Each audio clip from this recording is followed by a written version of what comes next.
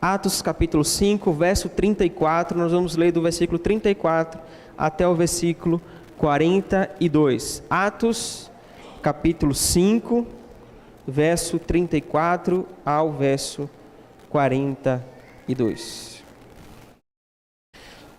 Diz bem assim a palavra do Senhor. Atos capítulo 5, verso 34. Mas, levantando-se no sinédrio, um fariseu chamado Gamaliel, mestre da lei, respeitado por todo o povo, mandou que os apóstolos fossem levados para fora por um momento. Então disse ao sinédrio: Israelitas, tenham cuidado com o que vão fazer a estes homens, porque algum tempo atrás se levantou Teudas, dizendo ser alguém muito importante, ao qual se juntaram cerca de 400 homens, mas ele foi morto. E todos os que lhe obedeciam se dispersaram e foram reduzidos a nada. Depois desse, levantou-se Judas, o galileu, nos dias do recenseamento, e levou muitos consigo. Também este foi morto, e todos os que lhe obedeciam foram dispersos. Neste caso agora, digo a vocês, não façam nada contra esses homens, deixe que vão embora, porque se este plano ou esta obra vem de homens, será destruído. Mas se vem de Deus, vocês não poderão destruí-los e correm o risco de estar lutando contra Deus. E os membros do sinédrio concordaram com Gamaliel. Então chamaram os apóstolos e os açoitaram. E ordenando-lhes que não falasse no nome de Jesus, os soltaram. E eles se retiraram do sinédrio muito alegres, por terem sido considerados dignos de sofrerem afrontas por esse nome. E todos os dias no templo e de casa em casa não cessavam de ensinar e de pregar que Jesus Cristo é o Cristo. Louvado seja o teu nome, Senhor Deus. Nos humilhamos e nos achegamos diante do Senhor, ó Deus, contritos, Senhor Deus, pedindo que o teu Espírito Santo nos direcione, nos ilumine e abra, Senhor, o nosso coração, os nossos ouvidos. Cremos, Senhor, que apenas o teu Espírito Santo é poderoso para abrir o nosso entendimento nos nossos corações, em nome de Jesus. Queridos, o tema da pregação de hoje é a obra de Deus. Se você está chegando hoje aqui, esse é o primeiro culto que você está, nós estamos seguindo uma ordem, né? Nós começamos um estudo sobre o livro de Atos, né? Começamos o capítulo 1 e estamos caminhando capítulo por capítulo, né? Alguns capítulos nós dividimos em duas partes, outros, né, nós lemos apenas uma parte, e aqui nós estamos na segunda parte do capítulo 5, nós estamos nesse estudo de Atos, o que Deus quer falar ao coração da igreja. O bom a vantagem desse estilo de pregação, que não sou eu que direciono o que vai ser dito, mas a própria Escritura, ela vai direcionando, né, o que nós estamos pregando. Então nós estamos seguindo uma ordem do livro de Atos. Então tudo o que está sendo pregado, tudo o que está sendo dito, é o próprio Deus, pela sua palavra, que está nos conduzindo. Ainda estamos no capítulo 5, muitas coisas ainda vão acontecer, e como a palavra de Deus diz, quem tem ouvidos ouça o que o Espírito diz à igreja. O livro de Atos fala ao coração da igreja, fala ao nosso coração, meditarmos, pensarmos na obra de Deus. É claro que a aplicação do texto de hoje vai ser para a nossa vida pessoal, mas também para a nossa vida como igreja, como comunidade de fé. Para a gente poder entender esses versículos, a gente precisa entender o contexto. Não ficaria muito longo a leitura, né, ler todo o capítulo 5, mas o contexto aqui que a Bíblia está falando, né, dessa reunião do Sinédrio, era que os apóstolos estavam sendo perseguidos, os apóstolos tinham sido presos porque estavam pregando o Evangelho, ou seja, o contexto aqui é de perseguição. de perseguição. Nós precisamos lembrar que Atos fala muito de como a igreja ela estava sendo perseguida, cristãos estavam sendo perseguidos, estavam sendo mortos por conta da fé. E para os saduceus, para aquele grupo religioso, o que os cristãos estavam fazendo era errado. A obra que os cristãos estavam fazendo não era uma obra de Deus. Veja bem, nós vemos hoje muitas igrejas, né, muitas vozes, muitas pessoas que dizem estar fazendo a obra de Deus. Muitos ficam confusos, muitos até se perguntam, mas cabe a nós, por isso, a importância de lermos as Escrituras, sermos guiados pela palavra de Deus, para que possamos passar um filtro e não sermos levados por qualquer vento de doutrina ou por qualquer voz que diz que aquilo dali é obra de Deus. Cabe a nós também refletirmos na nossa vida se aquilo que nós estamos fazendo, se aquilo que nós estamos falando, se a nossa vida manifesta a obra de Deus em nós. Então precisamos refletir, né, com tantas igrejas, com tantas coisas acontecendo, né, nós precisamos refletir na nossa vida se aquilo que nós estamos buscando, se aquilo que nós estamos fazendo é realmente uma obra de Deus. A discussão aqui entre eles era que os discípulos não estavam fazendo a obra de Deus. E cabe a nós, como cristãos, refletirmos e pensarmos como nós estamos levando a nossa vida e termos, a partir das Escrituras, a clareza daquilo que é a obra de Deus, daquilo que é o reino de Deus. Gamaliel, um mestre da lei, Gamaliel foi mestre também de Paulo também. Então, nesse momento, os apóstolos tinham sido presos, Deus tira os apóstolos da prisão, os apóstolos voltam a pregar, e eles são convidados a estarem diante do Sinédrio, e eles poderiam até pegar a pena de morte, mas Gamaliel então se levanta naquela reunião, então ele dá um conselho, e é nesse conselho de Gamaliel que eu queria que você prestasse bastante atenção, para a gente entender o que Deus quer falar ao nosso coração. Gamaliel então ele dá um conselho, ele se levanta para dar um conselho, como nós precisamos de bons conselhos. A Bíblia diz em Provérbios, capítulo 11, versículo 14, que na multidão de conselhos há sabedoria. Algumas versões vai falar na multidão de conselhos há segurança. Mas quando não tem conselho, o povo se desvia, o povo perece. E eu sei que muitos de nós, ou em algum momento da nossa vida, nós não queremos ouvir o conselho, ou bons conselhos. Por quê, pastor? Porque muitas vezes o nosso coração é tomado por sentimentos de soberba e de orgulho. Reconhecer que nós erramos, reconhecer as nossas falhas, muitas vezes é uma coisa muito dura, muito difícil para nós. Então nós precisamos ter a humildade para ouvir os conselhos, para ouvir bons conselhos, para buscar conselhos que vêm do Senhor. Algumas pessoas não gostam de ouvir conselhos, mas nós precisamos tratar isso no nosso coração. Somos levados muitas vezes pela arrogância, pela soberba, e isso muitas vezes pode nos trazer consequências e prejuízos que podem destruir as nossas vidas. Nós precisamos ter humildade. Eu gosto muito de ouvir conselhos, claro que nem sempre, não sou perfeito, nem sempre a gente gosta de ouvir alguns conselhos, mas nós precisamos buscar isso, de ouvir pessoas sábias, ouvir homens de Deus, ouvir pessoas maduras. Muitas decisões da nossa vida, nós precisamos reconhecer que Deus coloca pessoas ao nosso lado para nos ajudar, para nos orientar, para nos abençoar. E nós não podemos perder de vista. Infelizmente, muitas vezes nós imitamos o mundo. Como assim, pastor? O mundo tem muito aquele discurso de que não, eu sou dono do meu próprio nariz, eu faço aquilo que eu quero, eu faço aquilo que eu quiser, mas não busca a direção de Deus para a vida, para a sua vida. E muitas vezes são tomados por sentimentos contrários à palavra de Deus. Então, Gamaliel, ele dá um exemplo. Então, ele se levanta, ele dá o conselho. Então, ele começa falando, dando um exemplo de 2 movimentos que aconteceram, de 2 obras humanas que aconteceram e não deram certo.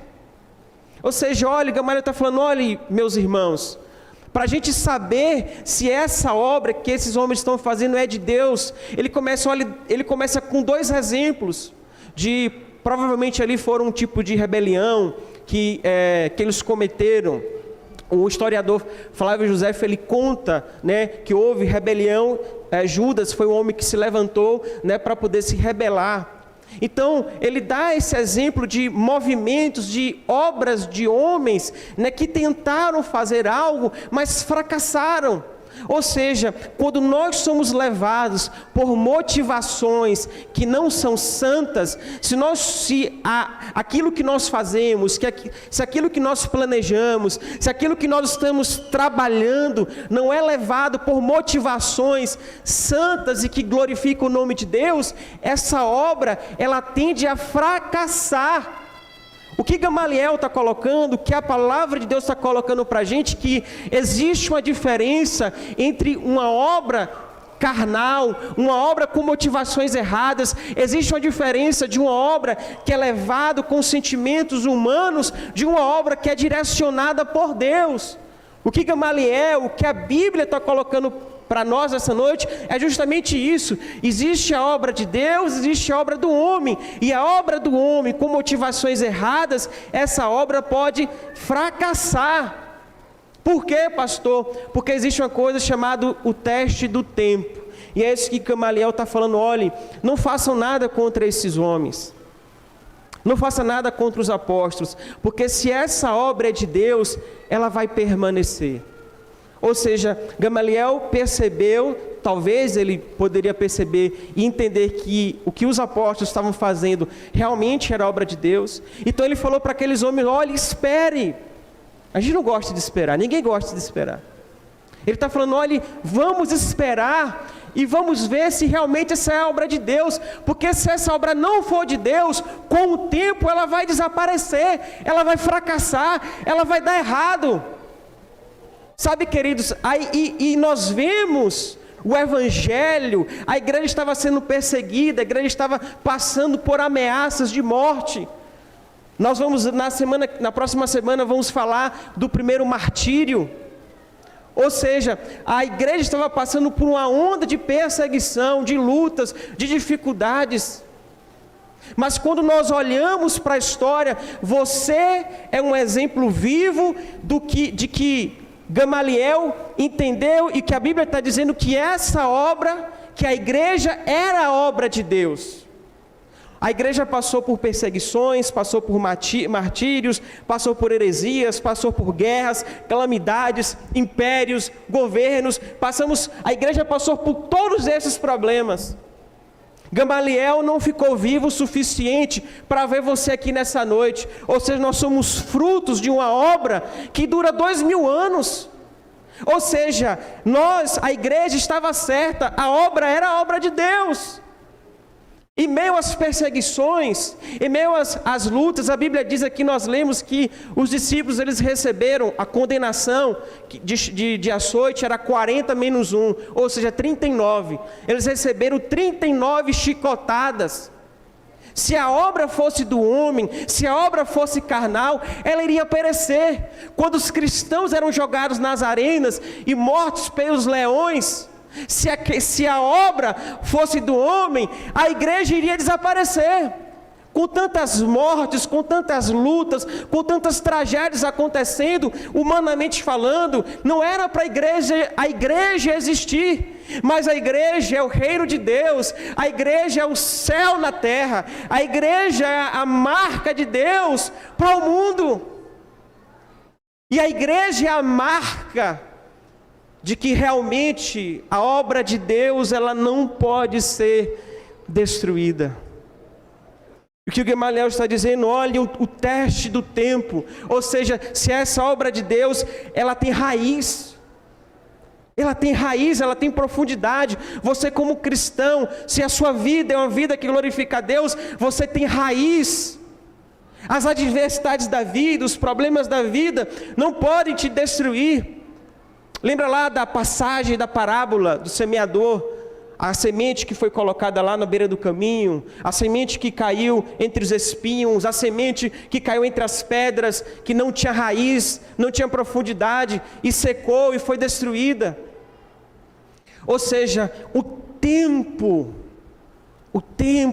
vai nos mostrar. Ele falou: olhe, deixe que o tempo revele se essa obra é uma obra de Deus. A igreja é o exemplo vivo de que o que Pedro, que aqueles apóstolos estavam sofrendo, realmente era a obra do Senhor. Não só a igreja, mas podemos ver até outros exemplos também. Aquilo que é bom dura. Aquilo que é verdadeiro, aquilo que é belo, dura. Nós vemos a música, por exemplo, não só a igreja, mas existem vários exemplos, a música, a arte, a arquitetura. Você vê, você vai em países que foi preservada a arquitetura, os prédios, aqueles prédios antigos, você vê que a beleza continua. Você vê aqueles castelos que duram anos, continua. Música, não existe música velha nem música nova, existe a música boa e música ruim. Nós cantamos aqui na igreja, por exemplo, músicas que têm 200 anos. Por exemplo, aquela música que nós cantamos aqui, sou feliz se paz a mais doce me deres gozar. Sou feliz com Jesus meu Senhor. Essa canção, ela deve ter no mínimo acho que uns 150 anos, mas ela continua sendo uma verdade ao nosso coração. Verdade não envelhece, a verdade não fica embotada, a verdade ela resplandece para sempre. E assim é aqueles que fazem a obra do Senhor. Gamaliel entendeu que se o que ele estivesse fazendo fosse realmente de Deus, o homem não poderia impedir.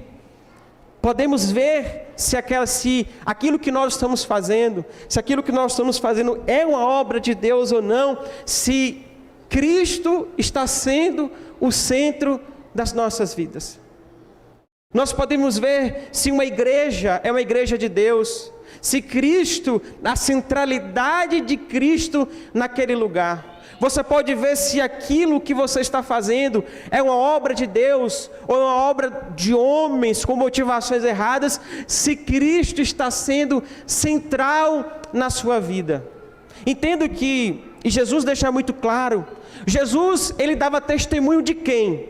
De quem é que Jesus dava testemunho? Dele? Sim ou não? Sim ou não? De quem que Jesus falava? De quem era? Do Pai. Nota 10, quem falou Pai aí, vai receber um parabéns. Jesus falava do Pai.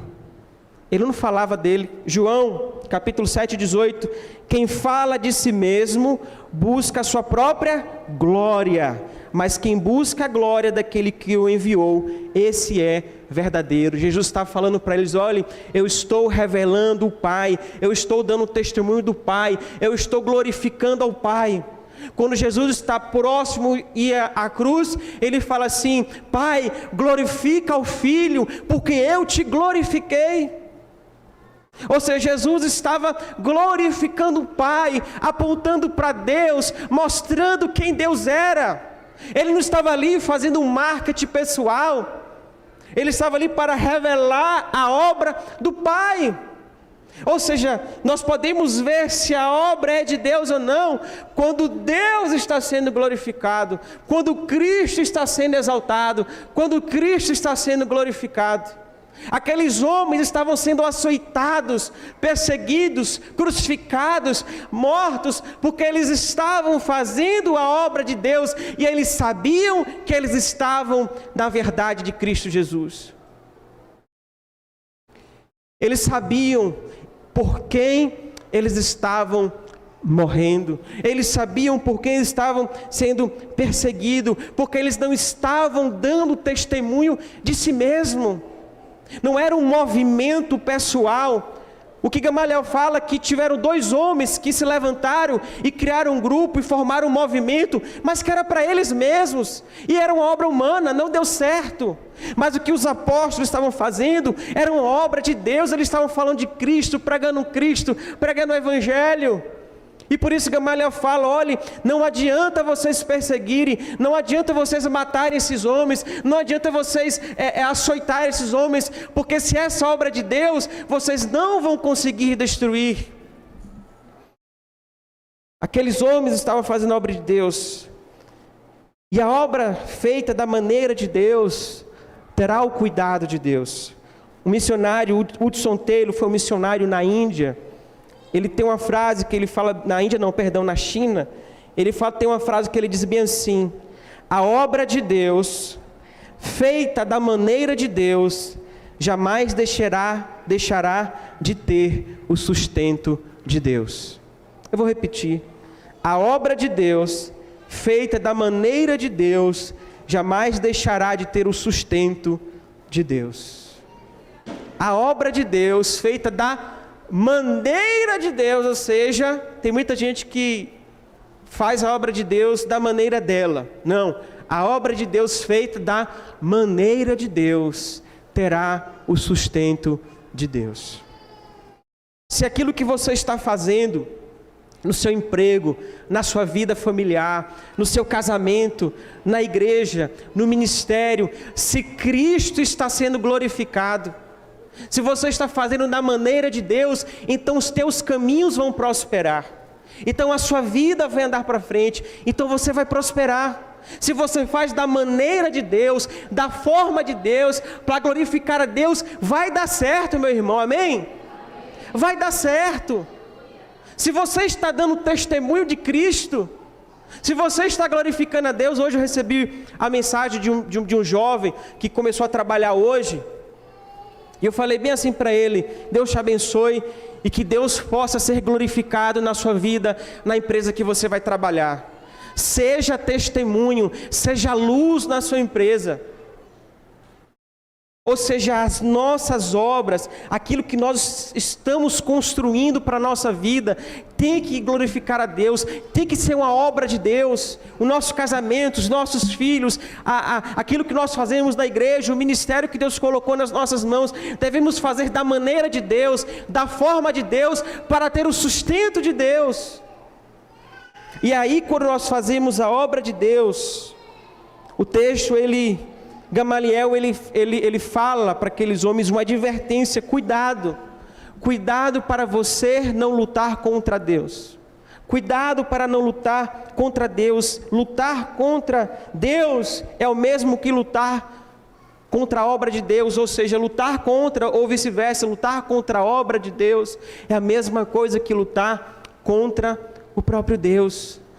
Gamaliel está advertindo aqueles homens: olhe, cuidado, porque vocês, ao achar que vocês estão lutando contra o homem, na verdade você está lutando contra Deus. Achar que você está lutando contra esses homens, na verdade esses homens, se o que eles estão fazendo é para Deus, não tem como vocês impedirem.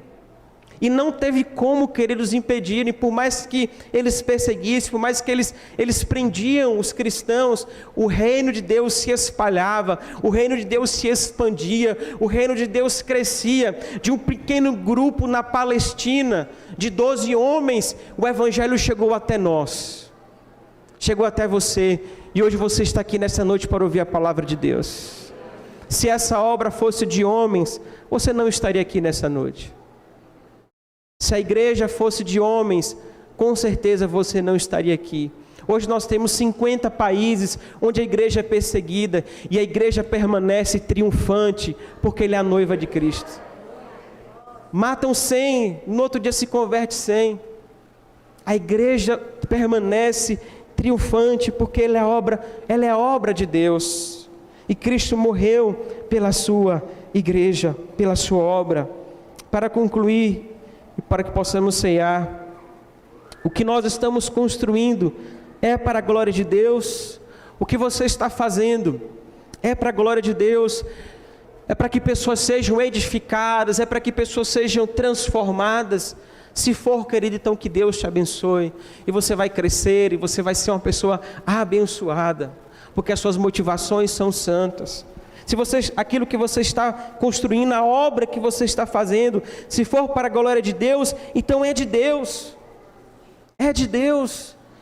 Se Cristo é o centro da sua vida, então é de Deus. Se o que você está fazendo aponta para Cristo, é de Deus.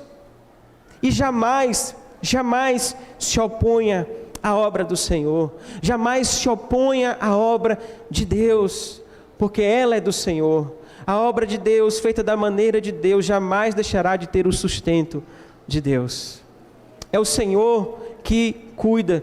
Se a obra fosse minha, se a obra fosse sua, se a obra fosse nossa, ela vai desaparecer. Se os nossos planos, os nossos sonhos, os nossos projetos forem baseados apenas em motivações humanas e carnais, provavelmente não vai dar certo. Não vai dar certo. Mas se o seu coração, querido, está voltado para o Senhor, se o seu coração está encharcado de graça, de amor, de bondade, de misericórdia, de paciência, se seu coração está encharcado da graça de Deus, então vai dar certo. Continue, você que está aqui nessa noite, você que tem desenvolvido a sua vida para a glória de Deus, no seu trabalho, nos seus estudos, na sua faculdade, nos seus negócios, se o seu coração está sendo levado por motivações santas, vai dar certo, querido, vai dar tudo certo na sua vida. Não estou falando isso uma promessa vazia, e nem para você ficar, nem para te deixar feliz, eu estou falando uma realidade da Bíblia. O que você está fazendo é a obra de Deus ou é a obra de homens? Porque se for de Deus, nada e ninguém pode te impedir. Mas se for de homens, ela perecerá. Que Deus te abençoe, que Deus derrame graça sobre a sua vida, sabedoria e discernimento ao nosso coração, em nome de Jesus. Eu te convido a baixar sua cabeça e vamos orar em nome de Jesus.